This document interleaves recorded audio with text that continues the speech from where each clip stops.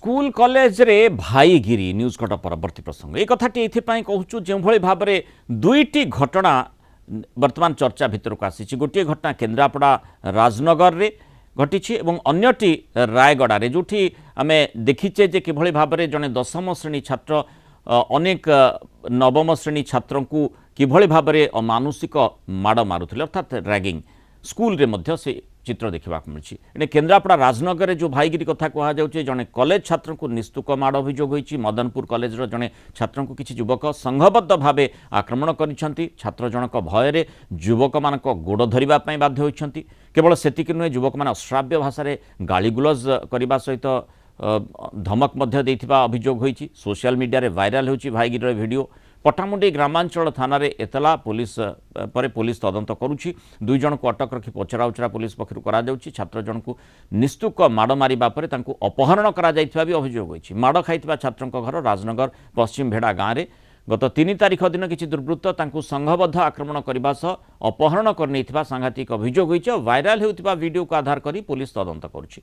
कहुछि प्रेम संपर्क को नहीं एभली घटना घटिथिबा नहीं आलोचना करा जाउछि ग्रामांचल थाना अधिकारी मध्य से बाबद सूचना देइछन्ति किंतु चिंताजनक एथिपाई गोटे कॉलेज भितर ये घटनाटी घटी रायगड़ा कथा जमती आम देखुले रायगड़ा रिवलकोणा एसएसडी सरकारी उच्च विद्यालय हॉस्टेल भितर छात्र निर्यातना घटना समस्त को चिंतित करिछि पुलिस प्रशासन निद हजई देइछि घटना को जिला मंगल विभाग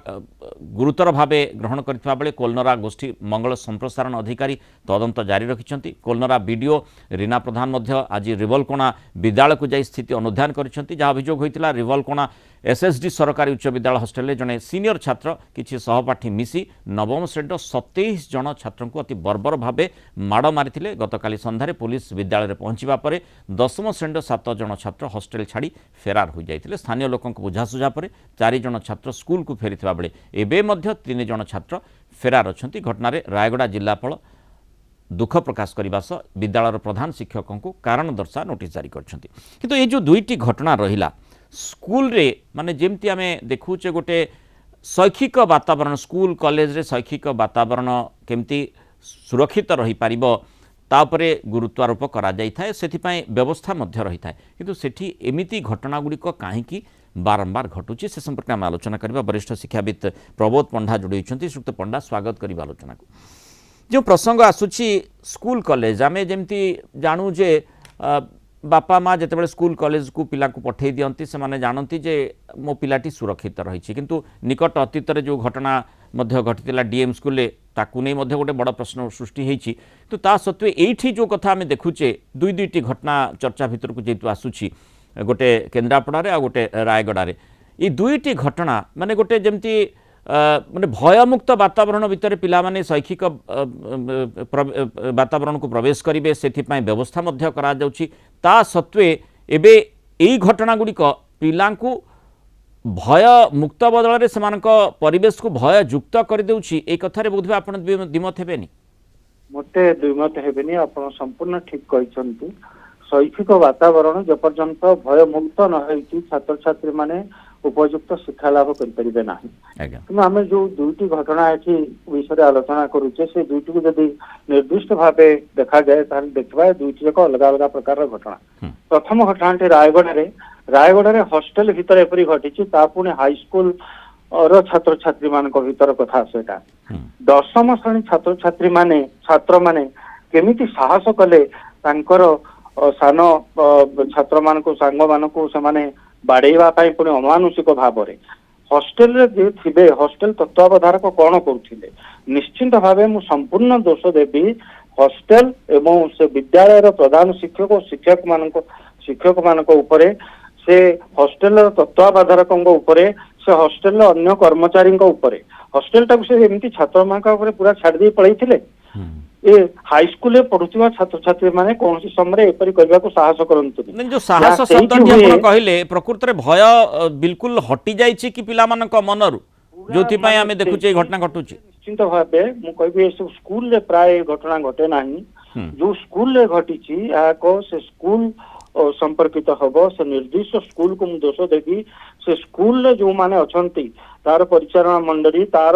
प्रधान शिक्षक तार शिक्षक एवं से हॉस्टेल तत्वावधारक ए समस्त विरुद्ध रे ଶୃଙ୍ଖଳା ଛାତ୍ର ମାନଙ୍କ ବିରୁଦ୍ଧରେ ତ ନିଆଯିବ ଯୋଉମାନେ ଭୁଲ କରିଛନ୍ତି, ଆଜ୍ଞା କିନ୍ତୁ ଏଇ ଯୋଉ ବଡ ମାନଙ୍କର ଭୁଲ ଏମାନେ ଠିକ ତତ୍ତ୍ୱାବଧାରକ ହେଇପାରି ନାହାନ୍ତି, ଏମାନେ ପରିଚାଳନା ଠିକ କରିନାହାନ୍ତି, ଛାତ୍ରଛାତ୍ରୀଙ୍କୁ ଠିକ ଭାବରେ ରଖିପାରି ନାହାନ୍ତି, ସେମାନଙ୍କ ପାଇଁ ଆଗ ପ୍ରଥମେ ଏମାନଙ୍କ ବିରୁଦ୍ଧରେ ମଧ୍ୟ ଶୃଙ୍ଖଳାଗତ କାର୍ଯ୍ୟାନୁଷ୍ଠାନ ହେଉ, ତା ଫଳରେ ଅନ୍ୟ ସ୍କୁଲରେ ଆଉ ଏପରି ଘଟିବ ନାହିଁ ବୋଲି ମୁଁ ଆଶା କରିବି। যেহেতু କିନ୍ତୁ ଯେତେବେଳେ স্কুল কলেজ গুড়িক গোটে দণ্ড নিরোধ অঞ্চল হয়েছি সেইপাই ভয় ভ্রান্তি পিলাঙ্ক মনরু চালিগলানি কি? ଦେଖନ୍ତୁ ପାଠ ପଢେଇଲା ବେଳେ ଏଗୁଡିକ ଦଣ୍ଡ ନିରୋଧ ଅଞ୍ଚଳ, ପାଠ ପଢେଇବା ପାଇଁ କେହି ବାଡେଇ ପାରିବେନି, କାହିଁକି ଆପଣ ବାଡେଇଲେ ଜଣେ ସ୍ପେଲିଂ ଟା ଠିକ କରିଦବ ବା ଅଙ୍କ ଠିକ କରିବ, ଏମିତି ହେଇପାରିବନି। କିନ୍ତୁ ଯଦି କିଏ ଭୁଲ କରୁଛି, ଆଇନକୁ ନିଜ ହାତକୁ ନଉଛି, ଆଉ କାହାକୁ ବାଡଉଛି, ତା ପାଇଁ ଏହା ଦଣ୍ଡ ନିରୋଧ ଅଞ୍ଚଳ କାହିଁକି ହବ? ସେତେବେଳେ ସିଧା ପୋଲିସକୁ ହସ୍ତାନ୍ତର କରିବା କଥା, ଆଜ୍ଞା ସେ ପିଲାଙ୍କୁ ଅଟକେଇବା କଥା ଏବଂ ପୋଲିସକୁ ହସ୍ତାନ୍ତର କରାଯିବା କଥା। କଲେଜ କଥା ମୁଁ କହିବି, ଆପଣ ରାଜନଗର କଥା ଯେତେବେଳେ କହିଲେ, ଆଜ୍ଞା ସେଠି ଆଉ ଗୋଟେ ପ୍ରକାରର ପିଲା ଆସନ୍ତି, ଆଉ ଗୋଟେ ବୟସର ପିଲା ଆସନ୍ତି। ସେଠିକି କୈଶୋରର ଶେଷ ଅବସ୍ଥା ବା ଆଦ୍ୟ ଯୌବନ ଅବସ୍ଥାର ପିଲାମାନେ ଆସନ୍ତି। ସେମାନଙ୍କର ମାନସିକ, ଶାରୀରିକ, ଇମୋସନାଲ ଆଉ ସାମାଜିକ ଯୋଉ ବିକାଶ ଘଟୁଥାଏ ତା ଅତି ଦ୍ରୁତ ଘଟୁଥାଏ, ଗୋଟେ ଅନ୍ୟ ପ୍ରକାର ଚିନ୍ତାଧାରା ଆସି ଯାଇଥାଏ ସେତେବେଳକୁ। ସେମାନେ ଏପରିକି ନିଜ ପିତାମାତାଙ୍କ ସହିତ ମଧ୍ୟ ଝଗଡା କରିବାକୁ ପ୍ରସ୍ତୁତ ଥାନ୍ତି। ସେ ସମୟରେ ତାଙ୍କ ଭିତରୁ କିଛି ପିଲା ପାଠ ପଢିବାକୁ ଯାଉଥିବା ବେଳେ କିଛି ପିଲା ଭାଇଗିରି ଦେଖେଇବାକୁ ଯାଆନ୍ତି, ଏଇଟା ସମ୍ପୂର୍ଣ୍ଣ ସତ୍ୟ, କଲେଜ ମାନଙ୍କରେ ଆମେ ଦେଖିଛୁ। କିନ୍ତୁ ଏହାକୁ ଅଟକେଇବା ପାଇଁ ଦରକାର କଣ ନା, ସେ ଛାତ୍ରଛାତ୍ରୀଙ୍କୁ ତାଙ୍କ ବାପା ମାନେ ତାଙ୍କ ଉପରେ ଏକ ନୈତିକ ଚାପ ପ୍ରୟୋଗ କରିବେ।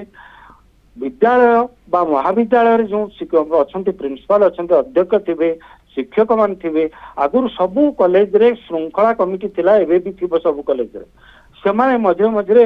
ମହାବିଦ୍ୟାଳୟ ଚାରିପଟେ ବୁଲିବା ଦରକାର। କୋଉଠି ବସିକି ଗୁଲିଖଟି କରୁଛନ୍ତି କି ପଞ୍ଝାଏ ବସି କେବଳ କମେଣ୍ଟ କରୁଛନ୍ତି କି, ଏକାଠି ହେଇ ଆଉ ଗୋଟେ ଦଳ ଭିତରେ ମାରପିଟ ହବାକୁ ଚେଷ୍ଟା କରୁଛନ୍ତି କି, ଏକୁ ଅଟକେଇବା ଦରକାର। ପ୍ରେମ ସମ୍ପର୍କ ହବନି ଏ ବୟସରେ, ଏ କଥା କହିହବନି, କାହିଁକି ତା ଗୋଟେ ଅପ୍ରାକୃତିକ କଥା ହେବ। ଏ ବୟସରେ ପ୍ରେମ ସମ୍ପର୍କ ଆରମ୍ଭ ହେଇଯାଏ, কিন্তু ପ୍ରେମ তার প্রতিফলন ଜାଗ୍ରତ ହୁଏ। গোটে শৈক্ষিক କିନ୍ତୁ পরিবেশকু প্রভাবিত ন করু, এ কথাটি সমস্তে চাহিবে।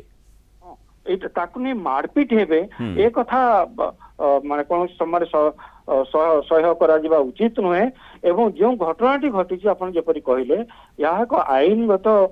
ଆଇନ ବିରୁଦ୍ଧ କାର୍ଯ୍ୟ ଘଟିଛି। ପୁଲିସ ତୁରନ୍ତ ଏମାନଙ୍କ ବିରୁଦ୍ଧରେ କାର୍ଯ୍ୟାନୁଷ୍ଠାନ ଗ୍ରହଣ କରିବା ଉଚିତ। শিক্ষাবিদ হিসাবে শ্রীযুক্ত প্রবোধ পণ্ডা যেমতি আপনার মতামত রখিলে, গুরুত্বপূর্ণ কথা আপনার কিন্তু আরি ভিতরে যে বিশেষ করে এটি ভূমিকা কাহার আসুচি, যেটি আমি দেখুছে যে শিক্ষা শৈক্ষিক পরিবেশ নষ্ট ହେଉଛି, সেটি ভাইগিরি দেখা যাচ্ছে, পিলামানଙ୍କର মানসিকতা সেই আড়କୁ ঢଳୁଛି, সেটি তাকে রোকিবা পাই নিশ্চিত ভাবে সেটি যে প্রশাসনিক কল হিসাবে যে শিক্ষক মানে কাম করছেন, মহাবিদ্যালয় হোক বা বিদ্যালয় হোক, উভয় ক্ষেত্রে সেমানଙ୍କର গুরুদায়িত্ব সেটি বড়ি যাচ্ছে। তা সহিত কেমিতি রিপোর্টিং করা যাই পারিব, অর্থাৎ পিলামানে কেউঠি কিভଳି ভাবে যাউছন্তি, কাহা সহিত মিশুছন্তি, কৌশি কুসঙ্গরে পড়ুছন্তি কি, এ সম্পর্কিত তথ্য মধ্য অভিভাবকଙ୍କ নিকটকু তুরন্ত আসিবার আবশ্যকতা রয়েছে। যেভাবে আমি দেখুছ বিভিন্ন প্রাইভেট স্কুল কলেজ গুড়িকরে কিভাবে ভাবে প্যারেন্ট টিচর মিটিং হচ্ছে, সেইভাবে ব্যবস্থা অন্তত କରାଗଲେ অন্তত অভিভাবক মানে জানিবে যে মোর পিলাটি পাঠ পড়া যাচ্ছি না আউ কাহা সাথে বুলুছি, কৌশি ভাইগিরি করা উদ্দেশ্য রখুছি কি, সে সম্পর্কিত তথ্য মিলিলে অন্তত কিছু মাত্রায় কোণ অনেকাংশে এগুড়িক কমি বলে আশা করা যাইপারে। বহু ধন্যবাদ শ্রীযুক্ত প্রবোধ পণ্ডা, আলোচনায় আম সহ রহিবার মতামত রখিপার।